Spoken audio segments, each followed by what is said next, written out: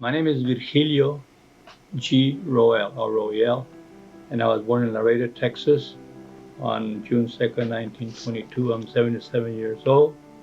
My parents were born in Mexico. They were both school teachers.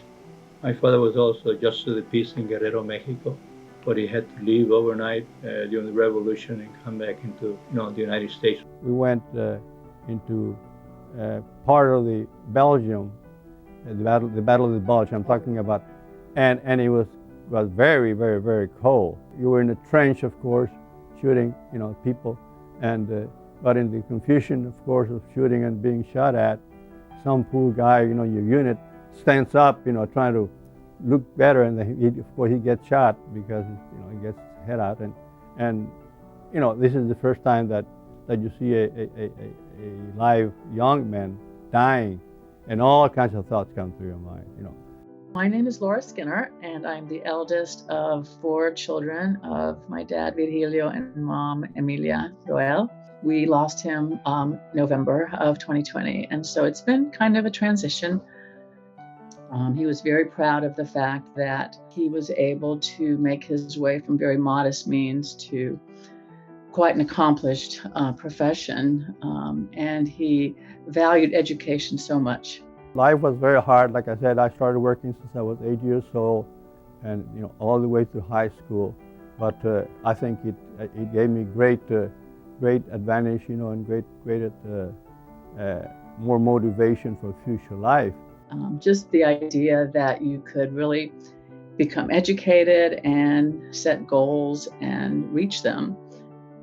And he also would want to be remembered for helping people, being a true advocate for minorities, not just Latinos, but primarily, Mexican Americans. What made me want to be an attorney was that I could see before, and especially after coming back from the war, the way that some of our veterans and some of our people were being treated, and that we had not made the social and economic advances that I thought, we would have made.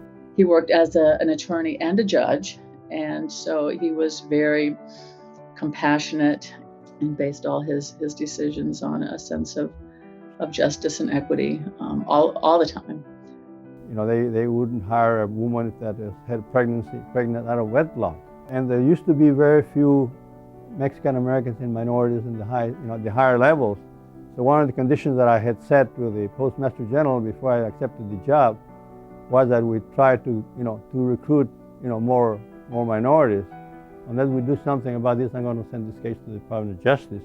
I think his legacy is his devotion to a cause which was all about equality and making the world a better place, and using his profession, his profession as a lawyer and a judge to really implement those changes, the affirmative action and the cases that he decided on in those federal agencies. I mean, those were really things that he really made an impact on, and it was all based in this drive, this desire that he had to really work on behalf of Mexican Americans specifically to make a change in the world for the better. And he did it at the highest possible levels. Mr. Roel's suggestion for the project was that for part of the editorial process to be the subject actually reviewing their own story before it goes to print, which was a great idea because we're able to ask follow-up questions. So before, they never saw their story, the subjects never saw their story until it was in the newsletter or the newspaper at that time. That really did change the project at that point,